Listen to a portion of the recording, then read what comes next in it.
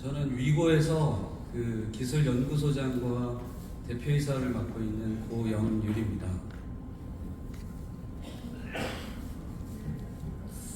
제가 어저께, 그러니까 제가 이 행사에서 이 강연을 하는 게 한 8번째 되는 것 같습니다. 한 8년 정도 제가 여기에 참여를 해서 다양한 주제를 갖고 계속 발표를 해왔었는데요. 2016년에 아마 다 아시다시피 알파고하고 이세돌하고 바둑 일전을 벌였었죠. 그때 세상이 한번 난리가 났었습니다. 그때 이제 AI가 모든 인간의 일을 대체할 것 같은 그런 정도의 분위기를 갖고 있었고, 모든 회사들이 AI를 도입해서 무엇인가 비즈니스를 하고자 하는 엄청난 열망들을 갖고 작업들을 많이 해서 2016년부터 지금까지 거의 한 7년이 흘렀는데, 7년 동안 돈이 좀 많은 엔터프라이즈급 회사들에서는 AI를 도입해서 많이 활용하고 있는 상황이라고 지금 알고 있습니다. 그때 제가 2016년에 어떤 발표를 했는가를 어저께 밤에 데이터를 이렇게 쭉 뒤져보면서 장표를 한번 리뷰를 해봤는데요. 거기에 그런 말이 있더라고요. 2016년인가에 중국의 마윈이 데이터가 원유다 이런 말을 했었어요. 근데 그때도 많은 사람들이 맞아, 데이터가 원유지, 다 돈 되는 거야 하고 생각들은 했지만, 그 데이터를 어떻게 모으고 어떻게 활용하고 그 데이터를 갖고 무엇을 할지를 정말 심각하게 고민해서 그런 서비스를 만들고 연구했던 회사들은 국내에 그렇게 많지 않았던 것 같아요. 그리고 그때 제가 또 했던 얘기가 뭐냐면, 애플이 클라우드 센터를, 빅데이터 센터를 만드는데 1조 정도를 투자를 하는데 삼성전자가 1,000억을 투자한다고 신문에 기사가 났었어요. 상대가 안 되잖아요. 그래서 7년이 지난 지금의 AI 강자들은 전부 이제 미국 쪽에 다 포진을 하고 있고, 저희는 이제 불행하게도 거기서 만든 아키텍처나 모델을 가져다가 쓸 수밖에 없는 그런 상황에 처해 있다고 저는 생각합니다. 개인적으로요. 오늘 제가 요거 좀 빼도 되나요?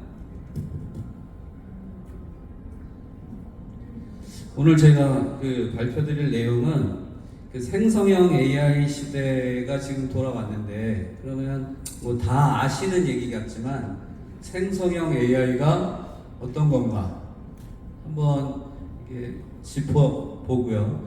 생성형 AI를 갖고 우리가 무엇을 할 수 있는가, 그리고 생성형 AI의 대표 주자인 챗GPT가 어떤 면이 강하고 그런 것들을 우리가 엔터프라이즈에 적용했을 때 무슨 문제가 생길 수 있는가, 그래서 거기에 대한 대안이 무엇인가에 대해서 한번 살펴보고자 합니다.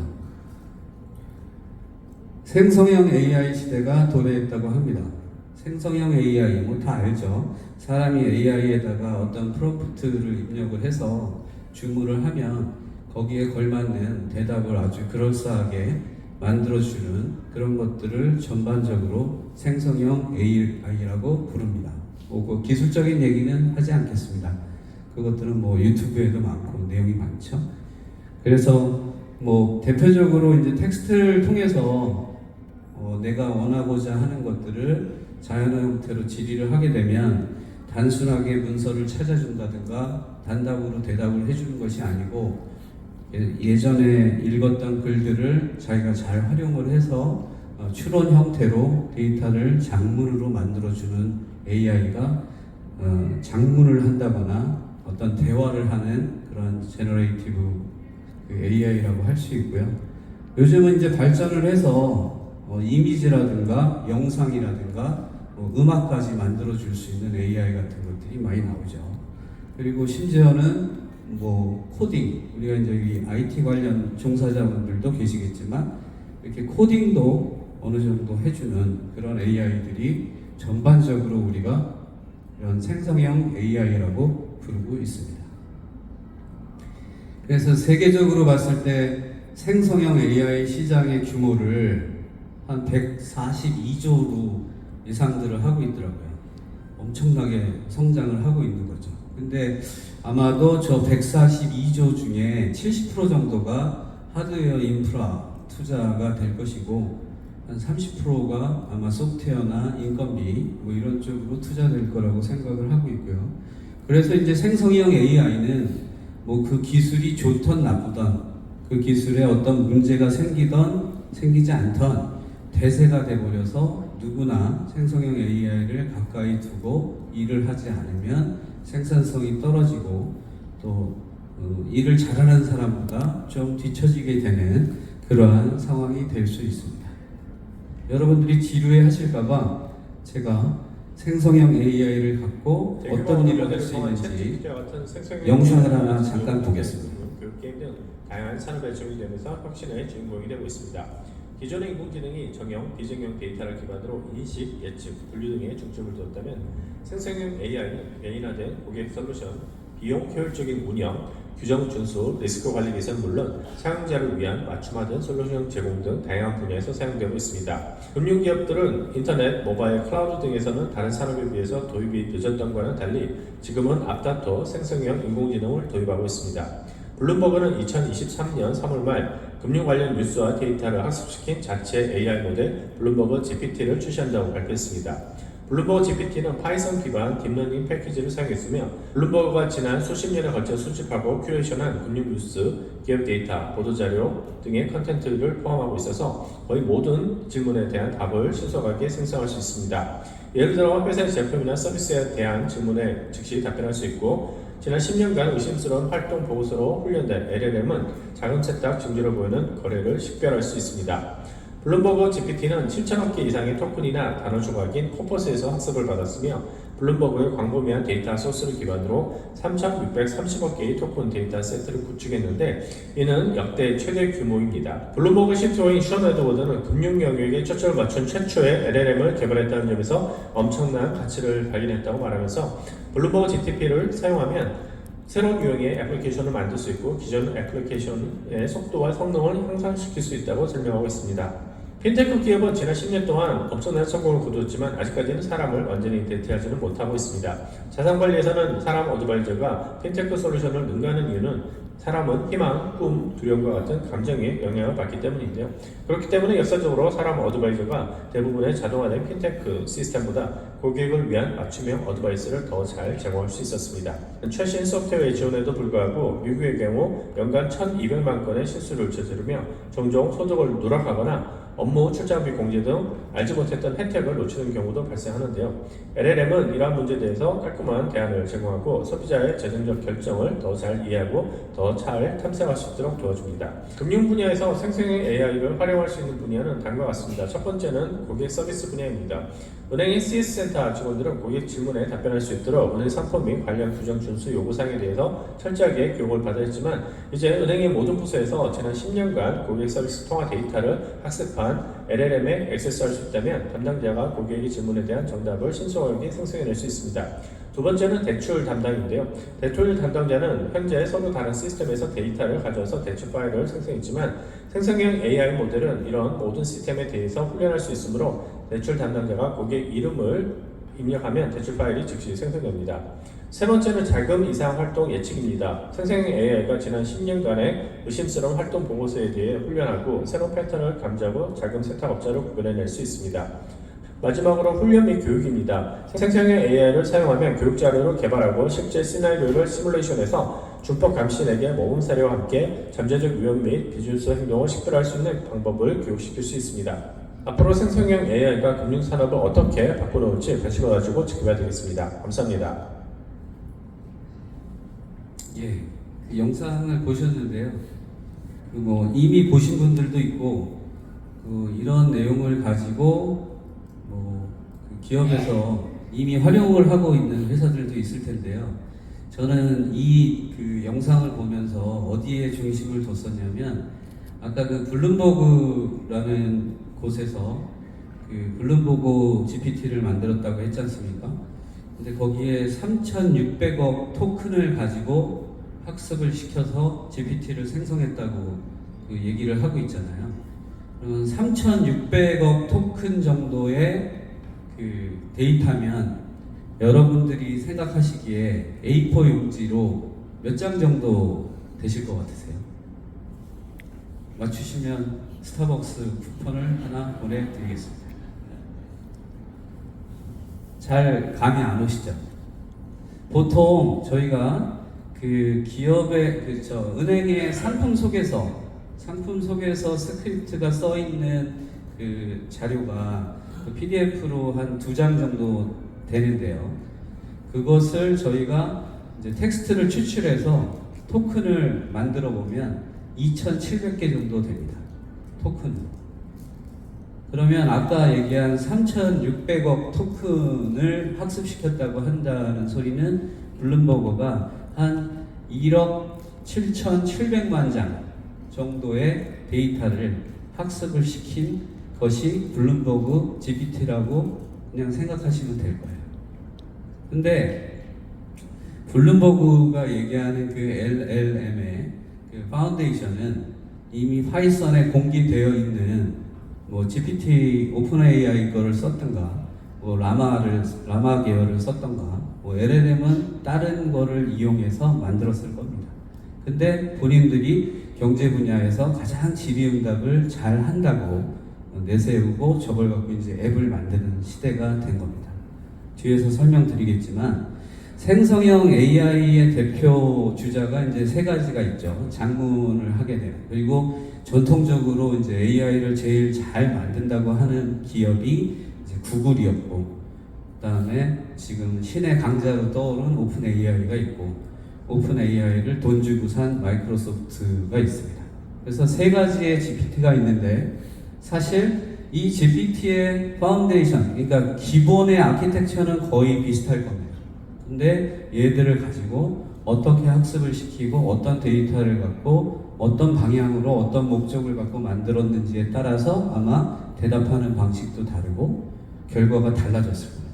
그래서 이 생성형 AI는 기본적으로 서비스를 무엇을 할 것인가에 대해서 고민을 하고 만들어져야 되는 것이 기본입니다. 우리가 이제 챗 GPT의 강점, 약점 이런 것들을 많이 얘기하잖아요. 그래서 이거는 다 알고 계실 테니까 업무 생산성이 상당히 올라갑니다. 그러면 업무의 숙련자의 업무 생산성이 더 높아질까요? 아니면 업무의 초급자들의 생산성이 더 높아질까요? 이게 연구 결과가 있습니다. 제가 이제 여기다 자료를 오픈하지 못하지만 제가 이제 강의를 들은 그 교수님의 자료에 의하면 업무의 숙련자가 더 생산성이 떨어집니다. 그러니까 업무의 초급자들이 훨씬 더 영향을 받고 있고요. 도움을 받을 수 있고요. 그렇다고 해서 업무의 숙련자가 도움을 받지 않는다는 건 아닙니다. 그러니까 더 많이 받을 수 있는 사람들이 업무가 숙련되지 않은 사람들이 더욱더 많은 도움을 받을 수 있다는 강점을 가지고 있죠. 그 단점으로 딱 짚어지는 거는 그냥 출처가 불명확하다. 그러니까 챗 GPT는 3가지 방향성 다 아실 거고 인간에게 도움을 줄 수 있는 형태로 만들어진 내용이기 때문에 구글의 바드, 구글의 검색 엔진, 네이버 다 마찬가지 다음 똑같잖아요. 질의를 하면 무조건 대답을 해주는 형태로 개발되어 있는 서비스들입니다. 그걸 이제 헬프풀이라고 하죠. 근데 이제 이러한 챗 GPT, 바드, 빙 이런 것들은 일단 출처가 불명확한 대답을 하기 때문에 얘가 맞는 얘기인지 틀린 얘기인지를 사실 검증을 해봐야 합니다. 캐주얼하게 우리가 일반적인 사용을 할 때는 상당히 도움을 많이 받을 수 있지만 아주 딥하게 비즈니스에 적용을 해서 고객과의 상담을 하는 과정에서 잘못된 정보를 전달하거나 뭐 말도 안 되는 이야기를 했을 때는 뒤에 벌어질 파급이 상당히 세기 때문에 챗GPT를 바로 이러한 비즈니스에 도입하지 못하는 이유의 한 가지일 것입니다. 준비한 영상이 하나가 더 있어요. 이거는 이제 뉴스로 예전에 했는데 제가 왜 이제 영상을 많이 끼워놨냐면 제 강의가 그 점심 먹고 바로 시작을 해서 좀 졸리실까봐 인공지능 AI 연구에 대표 꼽히는 제프리 힌턴 교수가 AI의 위험성을 알리기 위해 10년 이상 몸담았던 구글을 떠났습니다. 그는 AI 기술이 적용된 킬러 로봇이 현실이 되는 날이 두렵다고 했는데요. 제프리 교수는 1972년부터 AI를 연구하며 딥러닝 개념을 처음 보완했지만 지금은 평생을 바친 연구를 포획한다고 합니다. 그는 AI가 생성한 가짜 사진과 동영상, 글이 넘쳐나면서 사람들이 저는 무엇이 진실인지 알 수 없게 될 거라고 말했는데요. 챗 GPT 등이 인간의 업무 능력을 보완하기도 하지만 비서나 번역가 등을 대체할 수 있다며 AI 기술이 노동시장에 미칠 영향에 대해서도 우려했습니다. 또 당초 AI가 사람보다 똑똑해지려면 30에서 50년 또는 그보다 더 오랜 시간이 걸릴 거라고 봤지만 이제 일부 기능에서는 인간의 지능을 넘어서기 시작했다고 평가했는데요. 그러면서 비밀리에 개발에도 타국의 추적이 가능한 핵무기와 다르게 AI는 규제가 도입되더라도 기업이나 국가 차원의 연구가 계속될 가능성이 있다는 점이 우려된다고 주장했습니다. 이어 구글과 마이크로소프트 등의 경쟁은 글로벌 규제 없이는 멈추지 않을 거라며 AI 분야에 국제적인 규제가 필요하다고도 주장했습니다. 오픈 AI의 공동 창업자였던 일론 머스크 역시 AI의 잠재적 위험성을 경고하면서 AI 개발에 규제가 필요하다고 주장해왔죠. 그는 AI는 선과 악을 행하는 거대한 힘을 갖고 있다면서 AI에 대한 선의의 의존조차도 기계작동법을 잊어버릴 정도가 되면 인류 문명의 위험에 처할 수가 있다고 경고했습니다. 때마침 유럽연합과 주요 7개국 등 세계 곳곳은 AI 규제 관련 논의에 착수했지만 규제 강도는 제각각입니다. 유럽은 챗 GPT 같은 생성형 AI를 고위험 도구로 분류해 엄격한 규제 대상으로 삼는 방안을 논의 중인데요. 하지만 미국과 일본은 기업의 자율 규제와 활용한 무게를 두면서 법적 규제에는 신중한 모습입니다. 빅테크 기업들의 인공지능 개발 경쟁에 불이 붙은 가운데 AI의 순기능을 살리면서도 예상되는 사회적 문제점은 제도로 보완하기 위한 논의는 이제 겨우 시작인데요. 인공지능이 우리에게 던진 이 쉽지 않은 숙제에 대해 앞으로 어떤 해법이 도출될 수 있을지 주목됩니다. 이게 최근 뭐 한 2달 전에 방영했던 뉴스예요. YTN에서. 여기서 이제 키워드가 뭐냐면 2개입니다. AI가 인간을 대체할 것이다. 두 번째는 AI가 인간을 대체하게 되는데 진실인지 거짓말인지 모르기 때문에 규제해야 된다. 이 2개를 저는 키워드로 봤습니다. 근데 저 영상에 나오는 모습을 이렇게 쭉 보셨는데 거기에 로봇이 등장했지 않습니까? 인공팔하고 배송하는 로봇이 나왔잖아요. 저 로봇은 AI일까요? 아닐까요? 로봇이 AI다라고 생각하시는 분 계신가요?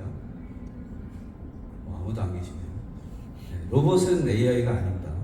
그래서 살인병기가 될 수 있으려면 이제 뭔가 사람의 뇌를 대신해서 지령을 내린다, 커맨드를 내릴 수 있는 판단을 한다는 거를 갖고 있는데요. 저렇듯이 가장 심각한 게 뭐냐면 거짓말입니다. 거짓말. 그러니까 생성형 AI 중에서 이제 거대 기업들이 만든 라지 랭귀지 모델이 좋은 대답을 그럴싸하게 하는 듯 보이나 자세히 읽어보면 위에 3칸은 맞는데 밑에 5줄은 안 맞더라. 이런 거 여러분들이 되게 많이 느껴보셨을 거예요. 특히 한국 사람들은요, 머리가 되게 똑똑해요. 그리고 상담사 분들이나 뭐 이렇게 비즈니스 하시는 분들하고 제가 대화를 해보면 금방 GPT가 얘기한 거에 거짓말이 뭔지를 탁탁 찾아내시더라고요. 그래서 그 API 형태의 그 오픈 그 서비스는 사실 돈 주고 사용하기가 쉽지 않습니다. 그냥 우리가 마케팅이나 호객용, 모객용으로 그 GPT나 빙이나 뭐 이런 것들을 사용을 하죠. 그래서 이제 빙이라는 마이크로소프트의 그 API 그 GPT, 생성형 GPT는 실시간으로 검색을 해서 그 검색한 내용에서 실제 해답을 찾는 방식의 서비스를 도입해서 해주는 사례를 만들어서 제공을 하고 있죠. 저기 그림에 보이듯이 이제 피노키오를 어떻게 우리가 잡아낼 수 있으며, 그 다음에 그 뭐 클라우드를 이용하게 됐을 때 예전 같이 뭐 클라우드 그 정전 사태나 뭐 문제가 생겼을 때 어떻게 할 것이냐, 뭐 이런 문제점들을 이제 해결을 해야 됩니다. 그래서 이제 저희 같은 그 중소기업이나 저희 같이 이제 AICC를 많이 구축하는 업체들은 실제로 그러한 API를 뭐 폐쇄 프라이빗이나 퍼블릭이나 그 클라우드를 사용하는 것을 사실 권장하지 않습니다. 그러면 우리한테 그럼 대안이 있어야 되는데 그 대안을 만들기 위해서 좀 고민을 하고 있고요. 우리가 기본적으로 그러면 GPT, 생성형 AI를 가지고 우리가 하고 있는 업무에 어떤 것들을 적용할 수 있는가 하는 것들을 한번 챙겨보면 기본적으로 AICC의 대표 업무 6가지. 감성 분석, 요약, 지식 추천, 자동 응답 생성, 뭐 상담 QA 평가, 유형 분류, 뭐 이렇게 한 6가지의 그 업무 분야를 놓고 AICC라고 얘기들을 하고 있죠. 물론 앞단에 뭐 STT나 이런 건 다 제외하고 업무를 얘기하는 겁니다. 빨간색으로 보이는 부분은 생성형 AI로 작업을 해도 아주 적합하고 무방합니다.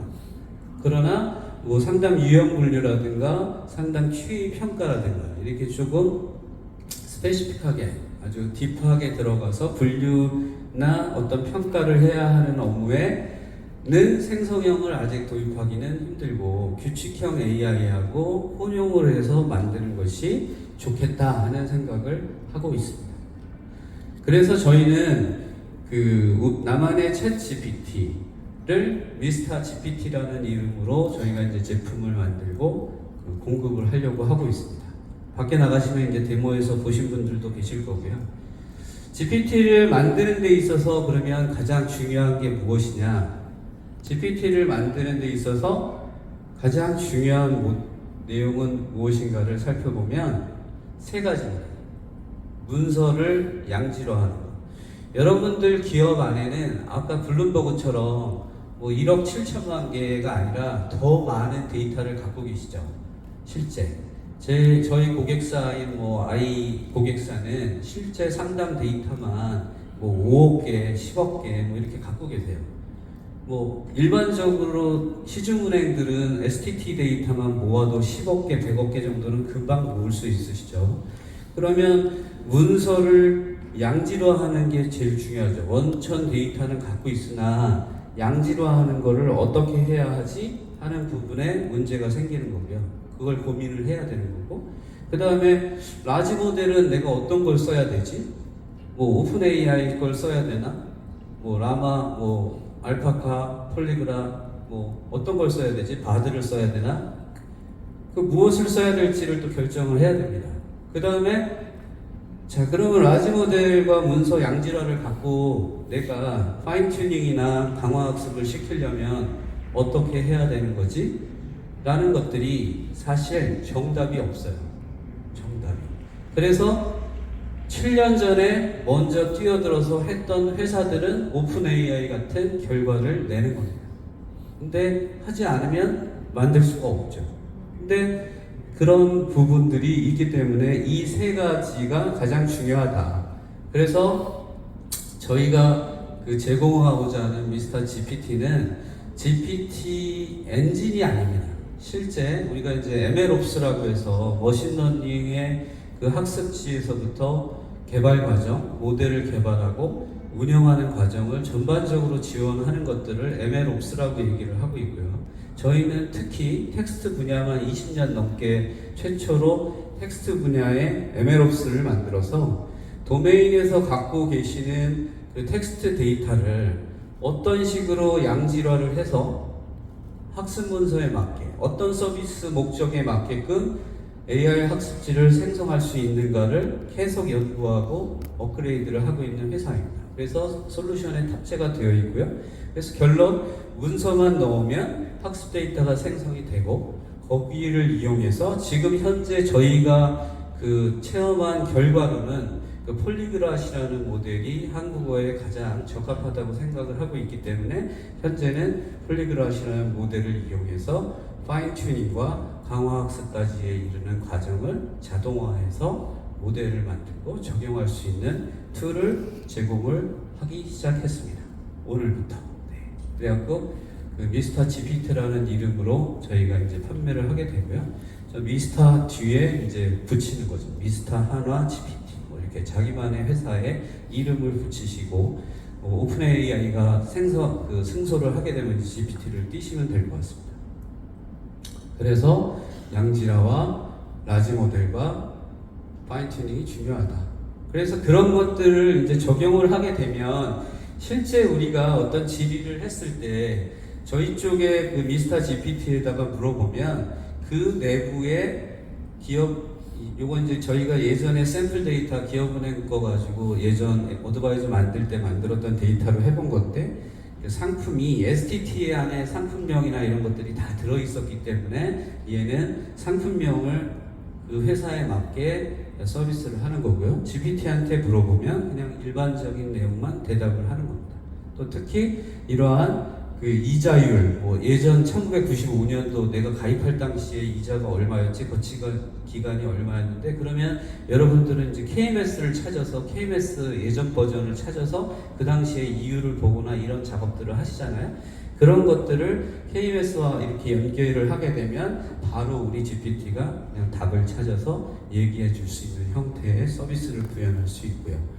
어드바이저 쪽에 적용을 해서 실시간으로 상담을 하면서 이 고객이 물어봤을 때 내가 어떤 대답을 해야지 할 것인지를 GPT가 알아서 대답을 하게 해줄 수 있습니다. 첫 번째 영상에서 보셨죠?